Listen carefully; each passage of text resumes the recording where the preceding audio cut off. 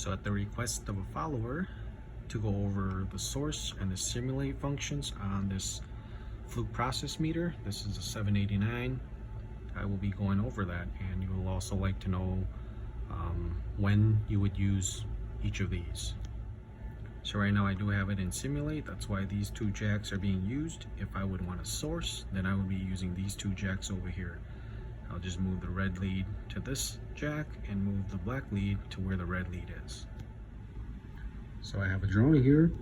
When the Fluke Processmeter is simulating, it is taking the place of a transmitter or a transducer or whichever sensor that would normally send out that 4 to 20 milliamp signal over to the analog input card.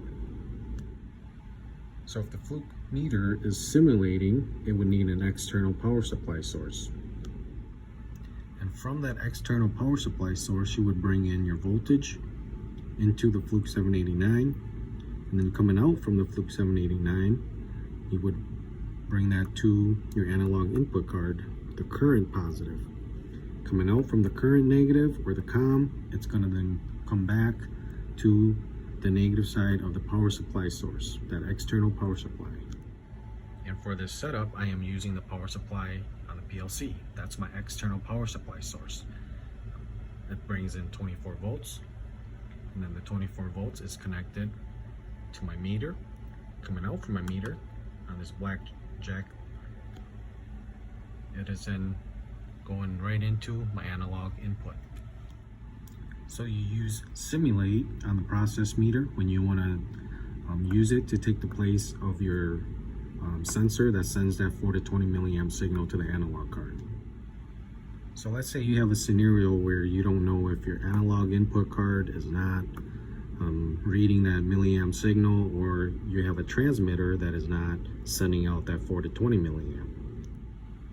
You can then remove the transmitter from the circuit, hook your Fluke 789 into its place, and simulate over your 4 to 20 milliamp. If you get it over at the analog input, then you know that the transmitter is not sending it over. Or if you are sending that 4 to 20 milliamp and you're not seeing it at your analog input, then you can rule out that this input card is not registering that milliamp signal, and it's probably faulty.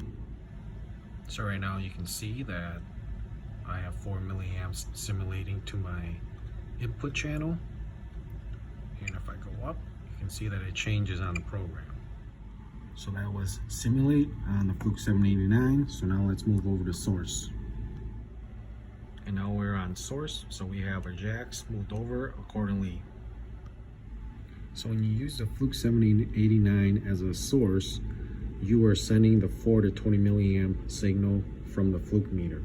It is not using an external power supply to then change it to a milliamp signal and then sending it to your analog card. The Fluke is using its internal power source to create that 4 to 20 milliamp, and then it just sends it directly to your analog. It is not being used as a transmitter. It is not using an external power supply. So right now I have it set up, just the red lead going directly to my analog input, and the black lead going directly to the analog COM. Just like how I have it drawn out, positive to positive, negative, right to negative. So again, I'm in source and I'm just providing the milliamp signal right over to my PLC, and you can see that it is registering it. Another good time to use source on your Fluke 789 is if you need to test positioning on actuators that utilizes 4 to 20 milliamp signals. So at the lowest signal, which is 4 milliamps, the valve will be fully closed. And as the milliamp signal slowly increases, the valve is going to slowly open up all the way to 20 milliamps, which is the most opened position for the valve. So another scenario, you know your PLC output, analog output card is sending that 4 to 20 milliamps because you can see it on your program, but your valve is not modulating like it should. Well, then you can bring in your Fluke 789 to source a direct 4 to 20 milliamp. So if you send 20 milliamps, you should expect that valve to be fully opened. And if that valve does not fully open, even though you were sourcing a direct 20 milliamps to it, that valve is faulty.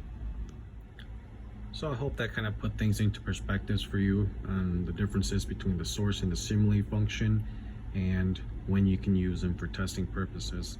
Until next time, deuces.